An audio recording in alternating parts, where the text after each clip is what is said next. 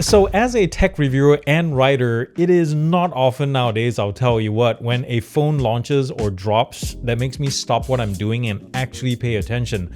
But this, the 2026 Motorola G Stylus, believe it or not, has, because every time I pick this up and hold this in my hands, I get all excited because here's the thing. In this case, Motorola has just out Samsung. Specs wise, this year's G Stylus is nearly identical to last year's model. So if you bought the 2025 edition, you might have some buyer's remorse there. So check this, guys. Same processor, that means the Snapdragon 6 Gen 3, same 6.7-inch display with 120Hz refresh rate. Absolutely nothing wrong with that there. The same rear 50 megapixel main and 13 megapixel ultra wide, not to mention a 32 megapixel selfie camera. Now, they also have same internal speakers, and there's only 1 gram that differentiates between them in terms of weight, but they're still light phones at 192 grams for this new one. Now, the important part for some is what's actually different about this new device, which is something easy to miss if you aren't looking in the right places or hard enough. For example, the price. $500 in the big scheme of things is really not that much, right? But when you compare it generation to generation, that's $100 more than before and can thank things like tariffs and skyrocketing memory prices for that. The battery is slightly bigger, 5200 milliamp hours as opposed to 5000, and during my time with it, I can easily knock out a day and a half of above average use, including some light gaming and editing, and even at the end of it, I'll still be like at 10-12%. That's not bad. And when you're ready to top it up, there is 68 watts of fast charging via USB-C and 15 watts wireless charging. That's a pretty good combo for this price.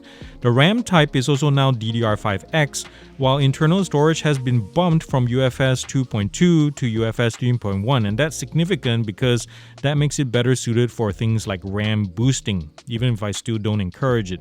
And I know the display specs are pretty much identical, but it is much brighter now too as well, guys. It is 5000 nits max versus 3000 from the previous gen. That's quite a big jump.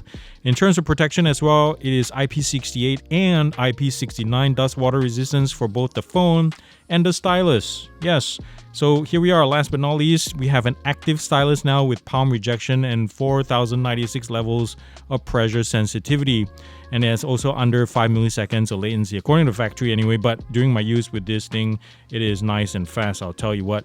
And battery life I'm able to eke out like 3.5 hours of active writing, so that's not bad at all. Here's the thing, looking at synthetic numbers alone, just check out these scores. Performance is just okay, like it's straight out of budget phone 2023 or something, because that's how old the processor is. But I will counter that by saying that the phone in day-to-day use, it hums along just fine with the 6 Gen 3. It's good enough for mid-range graphics and gaming and light video editing. Rapidly switching between camera modes is surprisingly quick and all that. So is AI-related actions like sketch to image and magic eraser. But for goodness sakes, Motorola, why did you skip putting a newer chip in this one? I would have been happy enough with a Snapdragon 6S Gen 4 or even just the 6 Gen 4. That would be fine. It's almost as if Motorola has become Chinese and has gotten scared of the number 4. Oh wait, I forgot. Motorola is owned by Lenovo. That is Chinese. Oh, the plot thickens. How these guys managed to slap such a nice display at this price, we'll never know. But here, the colors are fantastic. 120 Hz, I would say, is more than smooth enough for the average user and gamer. And I don't have the exact PWM specs available, but flicker seems to hover around the low to moderate range. Outdoor direct sunlight viewing is right up there also with some of the top guns. The primary camera takes well exposed and detailed pictures when there's plenty of photons hitting the 50 megapixel Sony Lithia 700C sensor. Indoors or in lesser light, it actually does pretty well, calculating the right amount of white balance and keeping over sharpening in check.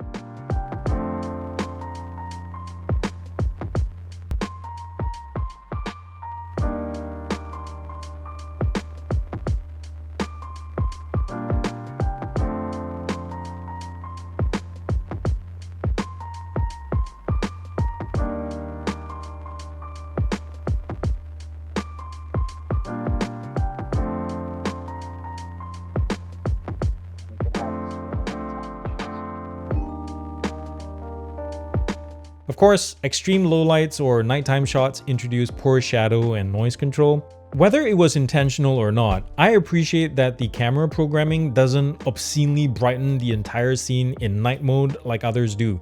Like the shot basically looks exactly like it is in real life. For example, the darkness you see in these pictures is exactly what my eyes saw. It's literally what you see is what you get. And maybe I'm kind of over how other brands like Google, Samsung, and Apple approach night photography by artificially boosting the entire photo as if, I don't know, God was holding up a giant studio light in the sky or something. Now, compared to other phones I've tested in the same scenarios, this G Stylus is more sensitive to lens flaring, so be aware of where your light sources are coming from. As for video, I'm not going to complain about the lack of 4K 60, but I will complain about the persistent micro jitter you see in these samples. I'm quite sure it's stable related, and I thought stepping down from 4K to 1080p would mitigate that issue, but nope. On the flip side, a nice surprise is how good the selfie sensor is. There's really good color reproduction and exposure here with plenty of detail. I would stay away from portrait mode though, since the algorithm kinda sucks at deciding when and where to apply the tone. Arguably the biggest and only reason why you want this phone over a similar price Pixel 10a, which takes better pictures of your cat in a hat and the chicken curry you cooked yesterday that was probably more delicious looking on your Instagram post than in real life. Yes, the best reason to buy this phone is the active stylus and the way superior display and the faster charging speeds, but the main star to me is the stylus. Where Samsung has failed to deliver a proper mid-range S Pen phone, Motorola, guess what, has carved the space for itself and continued to refine the experience year after year. Like this year's shift to the active pen, it brings tilt and pressure detection for way more realistic note-taking and digital drawing. It's such a joy to use, I'll tell you what, guys. Now, if the screen had a more paper-like surface, such as TCL's Next Paper Tech, that would have been a nice icing on the cake. I know some folks who believe that Motorola shot itself in the foot by increasing the price by $100 this year, but guess what? In today's landscape, that's, somewhat justifiable, although they do sweeten the pot at launch by including a 4-pack of Moto tags. And if you spring for the $600 256GB model, they throw in a pair of earbuds and a Moto watch and a Moto tag too. That's not shabby at all, isn't it? Dare I say it? I think I might jinx it, but here goes, guys. I think Motorola is finally getting its crap together, at least here in the US. Like, aside from their fantastic Razr, most of their phones in the past few years have been so forgettable and so sad. Like, what happened to the glory days? Why can't we have more Moto X magic, for crying out loud? But anyways, if the 2026 G Stylus is anything to go by, with its holistic user experience that gels almost like a Pixel phone, and of course that fantastic stylus and screen, I'm going to be recommending Motorola up the yin yang from now on.